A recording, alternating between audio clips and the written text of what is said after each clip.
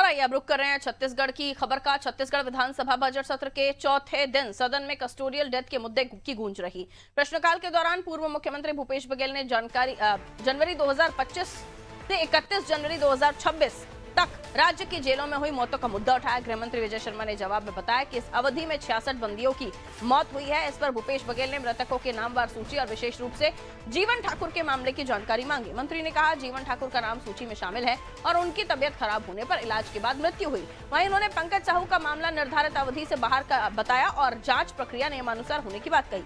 भूपेश बघेल ने मजिस्ट्रेट जांच पर असंतोष जताते हुए विधानसभा समिति से जांच की मांग की। उन्होंने जीवन ठाकुर से मौत को सरकारी हत्या करार देते हुए आरोप लगाया कि एक आदिवासी नेता को तिल तिल करके मारा गया है। सरकार के जवाब से संतुष्ट विपक्ष ने नारेबाजी की और वॉकआउट कर दिया।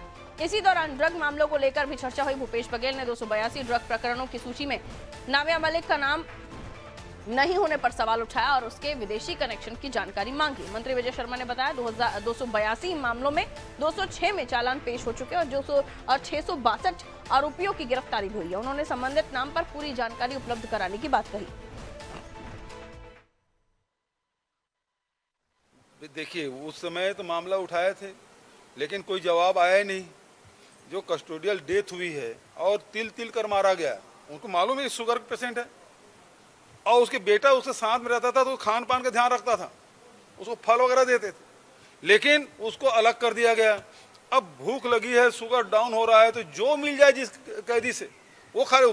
मंत्री जी ने स्वीकार किया शुगर बढ़ाने वाला खाता था, तो उसके पास जो रहेगा वही खाएगा। उसके पास तो सामान आने नहीं देते थे। जो और कैदी के पास सामान रहता था जिसमें मिठाई भी हो सकता था, बिस्किट भी हो सकता था, वो सब चीज़ें, तो उसको शुगर बढ़ते गया। तो ये सरकारी हत्या है। जीवन ठाकुर की जो मौत है सरकारी हत्या है। हाँ, निस्संदेह वही मैं आपसे कह रहा हूँ कि 2011-2012 में जितनी मौतें हुई हैं उससे कम है अभी तो 55 ही है। 2025 का मैं आपसे कहूँगा तो सिर्फ 55 कस्टोडियल डेथ हैं। और इन कस्टोडियल डेथ में चूंकि प्रश्नाधीन जो समय है वो 13 महीनों का है, वो 12 महीने का नहीं है, इसलिए 13 महीनों की अगर आप बात करेंगे तो वो 66 है, इसलिए वो 66 का संख्या आया। अन्यथा 25 वर्ष का लेंगे तो सिर्फ 55 है और उससे पहले ये किसी भी वर्ष में आप जाकर देख लें उससे ये ज्यादा ही था, उससे 55 से अधिक ही संख्या हमेशा मिली। तो कस्टोडियल डेथ का मुद्दा उठाया भूपेश बघेल ने। जीवन ठाकुर का नाम लिया, आदिवासी को तिल तिल कर मारा ही आरोप लगाए और उन्होंने ड्रग मामलों में भी बात की। क्या हुआ विधानसभा में प्रश्नकाल के दौरान भूपेश बघेल ने क्या कुछ कहा, क्या जवाब मिला? कुलभूषण मेरे सहयोगी हमारे साथ जुड़ रहे हैं। कुलभूषण जानकारी देंगे। जी कुलभूषण बताइए।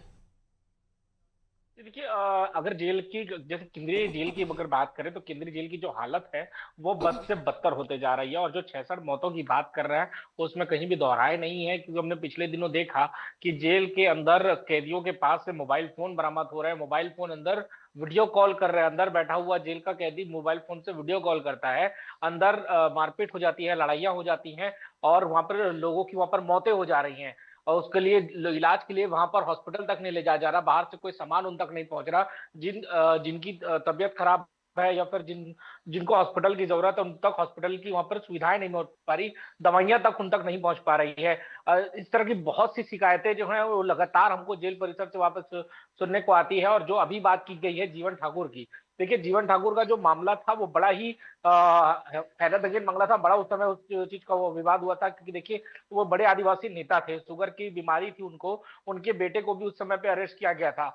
उन्होंने बार बार ये याचिका लगाई थी कि उनको शुगर पेशेंट है और उनको इलाज की जरूरत है, उनको वहां पर जो उनकी खान पान के लिए जो व्यवस्था है जो शुगर पेशेंट को दी जाती है वो सामान उन तक आने दिया जाए, जो मेडिकल की सुविधा है, दवाइयां हैं जो उन तक पहुंचने दिया जाए। लेकिन कोई भी सामान की कोई भी व्यवस्था उन तक नहीं किया जाने देता था, कोई भी सामान उन तक नहीं पहुंचता था। इसकी वजह से जो उनके बेटे थे वहां पे वो उनका ख्याल रखते थे और यही वजह थी कि आसपास के और दूसरे जो कैदी थे जो उनकी मदद करते थे उनका खाना खाकर वो उनका जो शुगर था वो बढ़ते गया।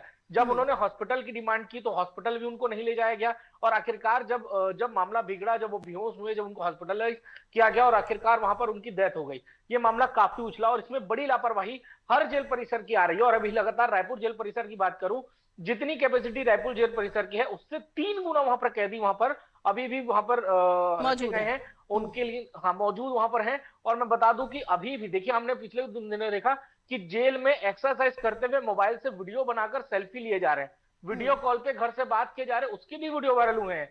वहां पे मारपीट हो जाती है, जेल के अंदर में मारपीट हो जाती है, कुल इलाज नहीं मिल मिलाकर पाता है जब तक। अव्यवस्थाओं का अंबार है और फैसिलिटीज जो नहीं देनी चाहिए वो फैसिलिटीज हैं, और जो मूलभूत सुविधाएं होनी चाहिए वो नहीं मिली। शायद विपक्ष को यही मुद्दा मिला और इसको अब भुनाने की कोशिश की जा रही, क्योंकि ये आदिवासी से जुड़ा हुआ मुद्दा है तो सोने पे सुहागा हो जाता है। खैर, बहुत शुक्रिया कुलभूषण जानकारी के लिए।